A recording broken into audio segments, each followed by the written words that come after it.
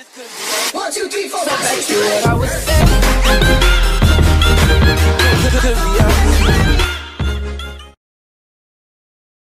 So guys, time check tayo. 11. Paalam ko lang kasi is hanggang 10. So ngayon, ipaprank ko si Mrs. na hindi pa ako makakauwi. So ito ha, wait lang, tatawagan ko. Ito, yan, may cellphone ako extra. So tatawagan ko pero malapit na ako sa bahay namin. Tingnan niyo magiging reaction niya ha. I-loudspeaker ko ha. So ayun na yung bahay namin. Sa may kanto, ayan, yung may ilaw. Yan na yung bahay namin. So ipaprank ko siya na hindi pa ako nakakauwi. Tatawagan ko na. So eto na. Tingnan natin yung magiging reaction niya.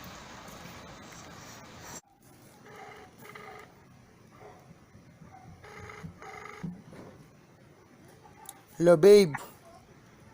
Ba't di ka sumasagot? Ba't di ka sumasagot? Ala, Asan si mami mo? nandun siya, naliligo. Ba't naliligo? Anong oras na? Ano? Anong oras na? Naliligo pa? Sabi, nandun siya, naliligo. Ngayon pa lang naliligo? Oo, talaga. Ano ba yan? Tawagin mo. Sabi mo tumawag sa akin pagkatas maligo. Importante ka mo ha. Importante daw. Importante. Ayun na, pinatawag ko na siya. Kunwari, importante. Kunwari, hindi ako makakauwi. Kasi, ano ba magandang dahilan? May na-aksidente dun sa inuman namin or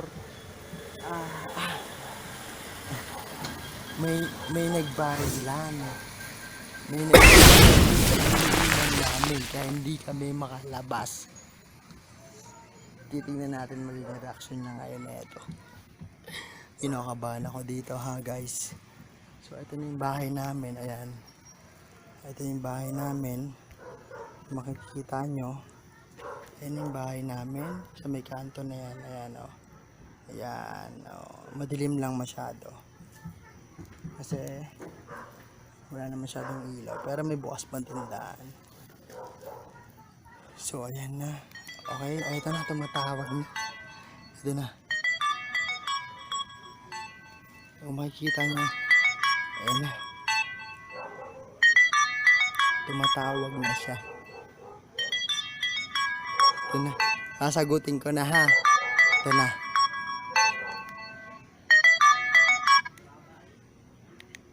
Hello? Hello babe. Ano? Hindi ako kasi hindi ako makauwi.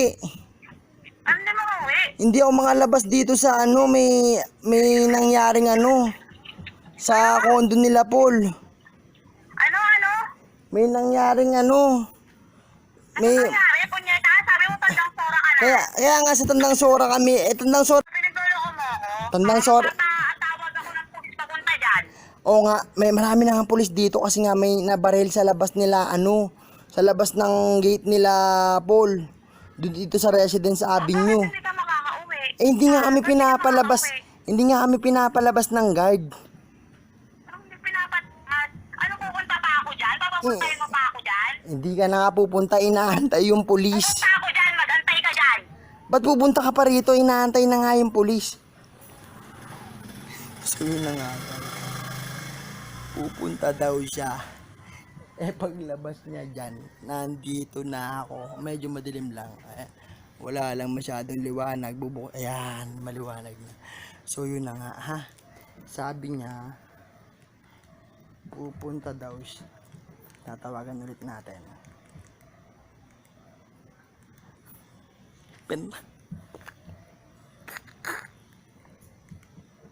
Ang paalam ko lang kasi hanggang 9. So ito, tinatawagan ko siya ulit. Hirap talaga mag-asawa ng ganito, guys. Kaya kayo, pag di pa kayo sa pagkabinata nyo, pag-isipan nyo mabuti. Pero kung mahal nyo pamilya nyo, umuwi na kayo. Yun lang yun. Umuwi kayo ng naayon. Sana pag-usapan. Ito na. Ayaw sagutin. Hello, ano ba? Hello, babe. Pag pumunta ka dito, Hindi ako pinangalan kahapon ha. Pakiusap ko sa asawa ni Paul. umuwi na nga yung asawa ni Paul kanina pa. Eh kami naiwan dito, naubos na nga eh. Wag mo na akong papuntahin dyan ha. Wag mo na akong papuntahin dyan. Hindi na nga kita papapuntahin dito. Wag mo akong pinagluloko ha. Nandi- Nasaan ka ba? May dumating nga. Nandito pa nga sa condo nila, Paul. Tapos wala dyan yung asawa niya. Wag mo akong Umuwi na nga yung asawa niya kasi nagligpit lang dito. Pagkatapos nung guest, nagligpit lang. Wala akong pakailan. Basta pupuntahan kita dyan. Antayin mo Sige ko na. dyan ha. Ba't Antayin mo ko ba't dyan. pupunta ka pa rito eh? Anong oras na? Wag mo nga akong Hindi nga. punyeta ka eh. Hindi, pero malapit na kasi. Maghiwalay na tayo. Ganyan yung mo sa akin. Pinayaan na mag-inom. Ganyan pa. Dumating nga na yung show. Binaba na ako. Nakita nyo guys, kung gaano ka lupit, kung gaano ka lupit yung misis ko. Ganyan siya kalupit. Ha? Malate ka lang ng ilang minuto. Napakalupit. Tatawagan ko ulit ha. Kasi pupunta daw siya roon sa lugar na pinag-inuman namin. Lang ha. Pero nandito na ako sa pintuan namin. Ayan o. Ayan na yung pintuan namin ha. Ayan na.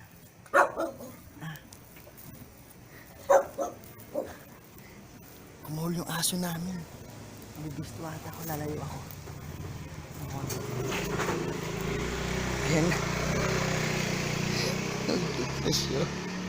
Nag-text na siya guys.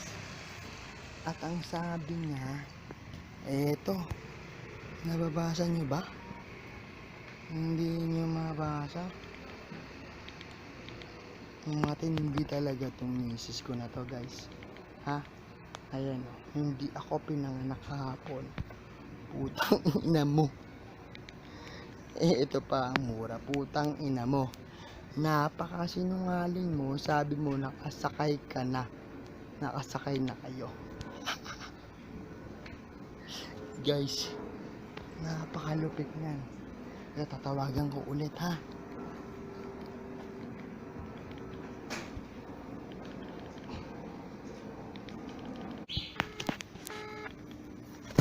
Ayaw na sagutin.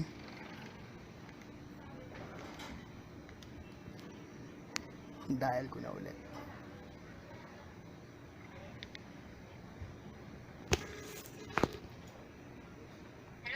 Hello, eto na. Pinalabas na kami. Pinalabas na kami. Dumating na yung soko. May nasagasaan nga rito ng truck. Maraming palang... Kanina binaril, ngayon nasagasaan. Hindi nga binaril pala. Akala namin binaril yung pala nagpaputok yung guard. Nag-warning shot.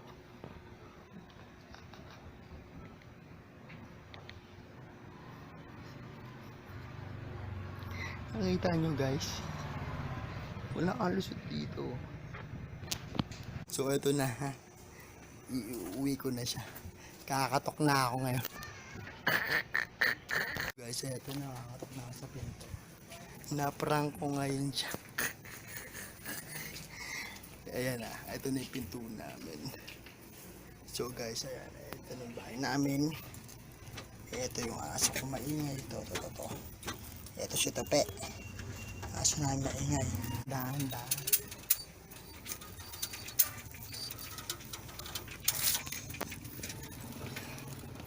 Isnan mo, anong ito? Isa pa. Sa prank? Pang inahin? Ano nakakano nga? Isa pa.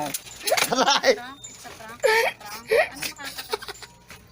nakakatawa? Ano nakakatawa? Uy, babe. Hindi na pa. So guys, ayan, na-prank ko siya. Bagong ligo pa siya. Gina G. Yo, yan na ulit. So guys, ayan na po, na-prank ko ang misis ko. So yun na nga. Nakikita niyo naman kung gaano yung galit niya. So yun na nga. Payo lang sa inyo, bago kayo mag-asawa, siguraduhin nyo lang kaya nyo na ha. So yun na nga. Sa pagiging gangster nyo, bago kayo mag-asawa, siguraduhin yung kakayanin nyo.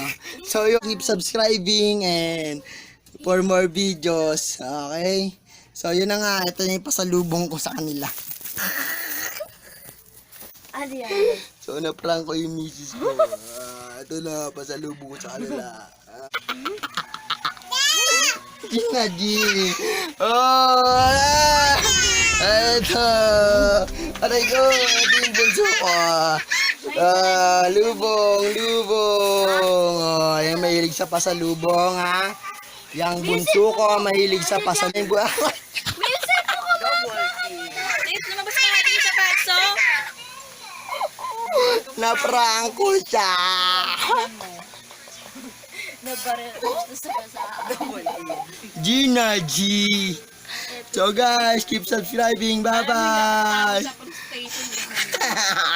Tatawag daw siya sa police station. Hindi niya alam na sa labas na ako, guys, no? Ang galing kong mang-prank, diba? Ay, magbibis na daw siya.